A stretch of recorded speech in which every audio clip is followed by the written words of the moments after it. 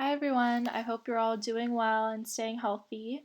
So, what I'm going to be talking about in this presentation is how the clothes on Sex and the City and Gossip Girl changed fashion as we know it, as well as some updates on how I've been staying productive during the transition from campus to online classes. One thing that has really helped me stay productive is doing my schoolwork during the designated class times so that I'm staying on top of my schoolwork. And I've also been planning my breaks and making sure to write down my deadlines and set reminders for myself so that I turn in everything on time. And also just thinking of every assignment as an opportunity to learn something new, even though learning online hasn't been ideal, just being grateful that I'm still able to learn under these new circumstances.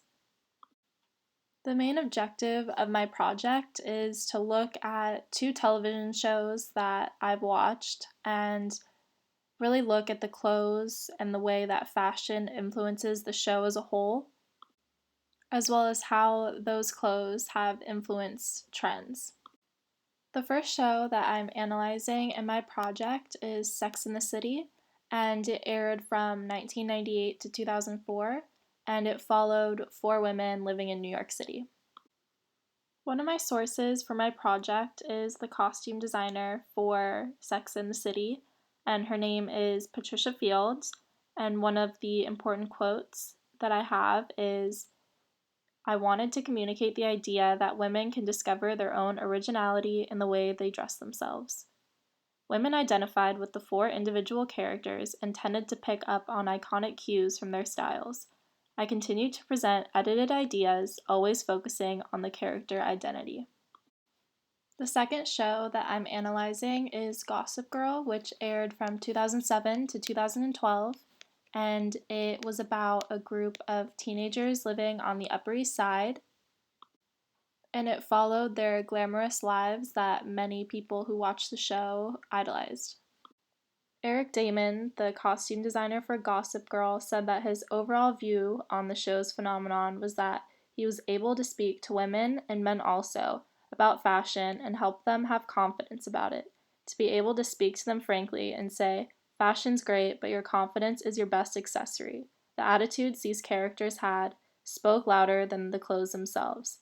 The characters' fearless styles were indicators for fashion in years to come, and the attitudes they exuded were timeless.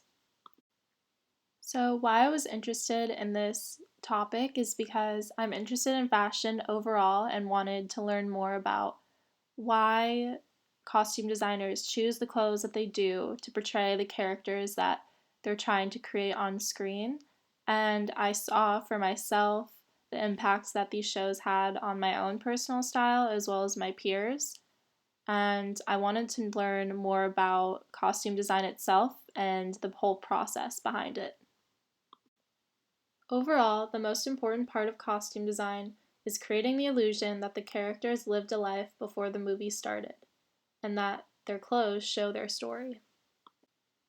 It is important that the clothes accurately reflect the screenplay and plot of the movie, because if there is a disconnect between the visuals and the plot, then the movie will no longer make sense.